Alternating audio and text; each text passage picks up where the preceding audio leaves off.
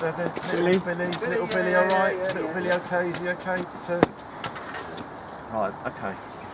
Stood here in the rose garden, the area of the... Right, can I just move you, if I move you all around to that way, if that's okay. Yeah. Thank you, Stephen. Good prompt. That's much better. I do apologise about that. I forgot. It's all right for me, but it was in your eyes. We're in the area of the Abbey Gardens called the Rose Garden. Now, back in the Second World War, there were a lot of military airfields, military people in and around East Anglia, because as you will probably be finding out, little Billy, the Second World War, do you cover that period? He does, he knows all about it. Brilliant. So during the Second War, a load of airfields around in the area. A lot of those were inhabited by Americans, and we've still got American airfields in the area.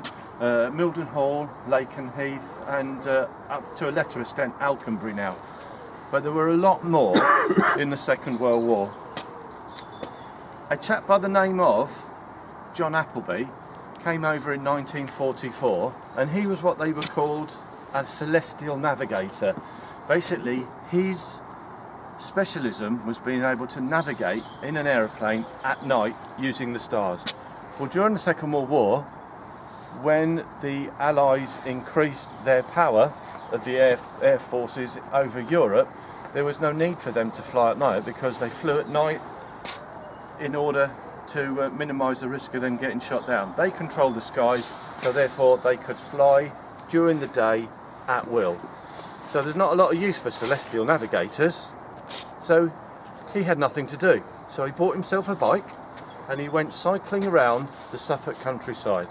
So enjoyed the area so much, he wrote a book about it, which was called A Suffolk Summer. After the war, he went back over to America and he donated the proceeds of that book in order to provide a memorial, a site, for the airmen and airwomen of the forces, especially the Americans, who lost their lives during the war. And that's why we have this magnificent, well, it's a little bit sad today, but believe me, in the summer it is, this magnificent, lovely rose garden. That book is still on sale, and the proceeds still go for the upkeep of this garden. Now, in front of me here is a bench made out of metal, and I'll just read it. It says, presented to the city of Bury St Edmunds by the US Army Air Forces.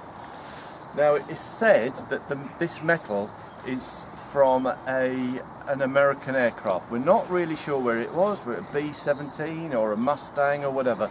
Various experts have come along and said, no, it's not a B-17 because the rivets are wrong, etc., etc. But it's from an American aircraft. And it does say presented to the city of Bury St Edmunds. Bury St Edmunds isn't a city. We've got a cathedral. It isn't a city, but I think the Americans class anything with a population over 10,000 as being a city. So hence the little bit of a anomaly there. Okay. Follow me. We're next going to leave the area of the gardens here. We'll go around, we'll walk around in front of the Abbey there and out, and there we'll talk about the west front of the Abbey and the actual cathedral.